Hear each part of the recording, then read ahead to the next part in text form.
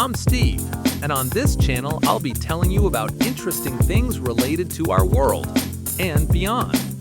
Today, we'll explore what would happen if the internet suddenly disappeared forever. Let's go!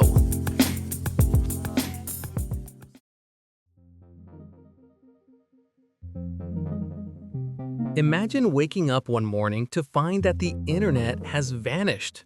Gone, without warning, not just temporarily offline, but erased completely, as if it had never existed. No Wi-Fi signals, no cellular data, no servers humming in distant warehouses. The fiber optic cables still snake beneath oceans, but they carry nothing. Satellites orbit silently, their dishes pointed at an empty sky. The world's most intricate digital web has unraveled overnight. At first, the reaction would be disbelief. People would refresh their browsers, restart their routers, call their service providers expecting a glitch. But as minutes turn into hours, then days, it becomes clear the internet isn't coming back. The first wave of chaos would sweep through communication. Email, instant messaging, social media, all gone. Offices that once relied on cloud systems would stare at blank screens. News outlets could not update their websites.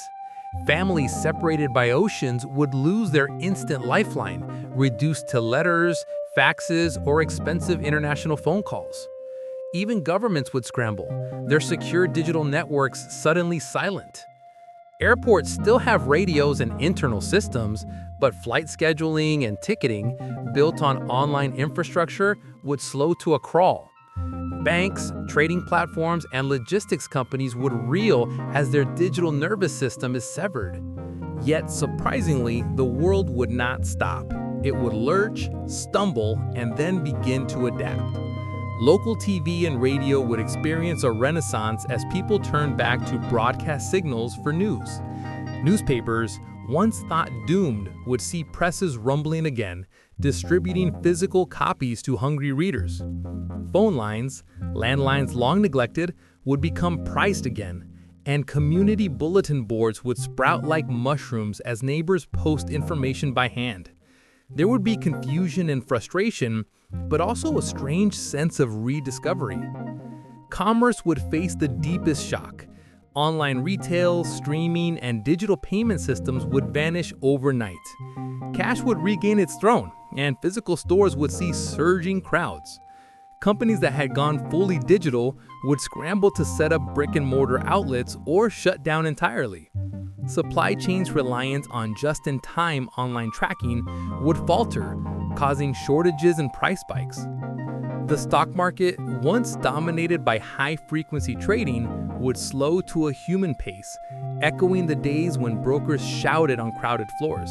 Education, too, would transform. Students who had grown up with tablets and online classrooms would sit once again in lecture halls and libraries. Printed books would regain their centrality. Teachers would photocopy handouts instead of sharing links. For many, the loss would feel like a step backward. But for some, it might feel like a return to authenticity. Lessons would unfold face-to-face, less distracted by notifications and pop-ups. Parents might watch their children spend more time outdoors building forts instead of scrolling feeds. Culturally, a strange quiet would descend. No memes, no viral videos, no trending hashtags. Artists, writers, and musicians who had built entire careers online would search for new venues, live shows, zines, underground gatherings. Local communities would become more important than global networks. At first, people would feel isolated, like astronauts cut off from mission control. But gradually, new forms of connection would bloom. Neighborhood clubs, amateur radio nets, even messenger pigeons in some corners of the world. The human impulse to share and create would not die with the internet.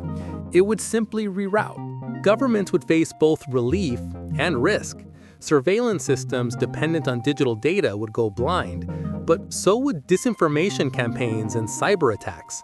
Authoritarian regimes might lose some control, while dissidents lose their voice. Democracies would struggle to inform their citizens quickly, yet elections would return to paper ballots and physical counting.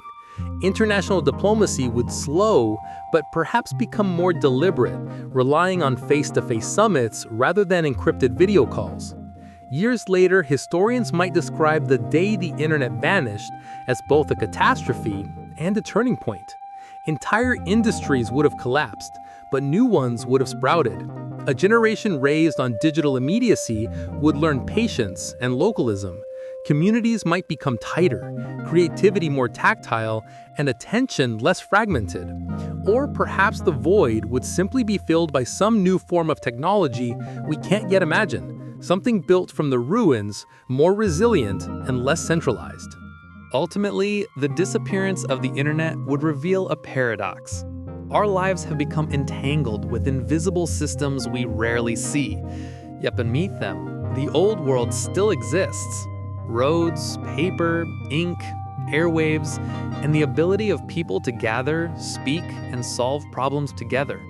The first days without the internet would be dark with confusion, but also lit by candle-like sparks of human ingenuity.